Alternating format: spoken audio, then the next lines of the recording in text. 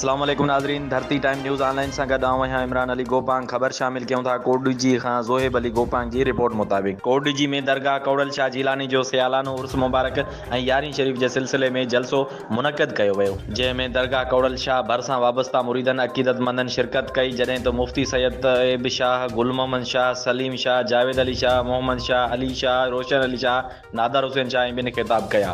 जॾहिं त ख़ुसूसी ख़िताब मुफ़्ती सैयद तैयब शाह जीलानी कयो। उन मौक़े ते उलमा इकराम हज़रत पीरान पीर दस्तगीर रह जे ॾसियल फ़लसफ़े ते रोशनी विझंदे चयो त असां मुसलमाननि खे घुरिजे त पाण में मुतहिद थियूं ऐं फ़िरक़े वारियत खां पासो कयूं, 5 वक़्त निमाज़ ऐं क़ुर शरीफ़ जी तिलावत पाबंदी सां कयूं ऐं नबी अकरम सल्लल्लाहु अलैहि वसल्लम जे आल ते ॾसियल वाट ते हलूं ऐं उन में ई असांजी भलाई आहे। जॾहिं त जलसे में मशहूर नात ख़वाननि बारगाह रिसालत में नातनि जा निज़ारा पेश कया, महफ़िल में वेठलनि खे झुमाए छॾियो। आख़िर में यारहीं शरीफ़ जो लंगर सभिनी खे खारायो वियो।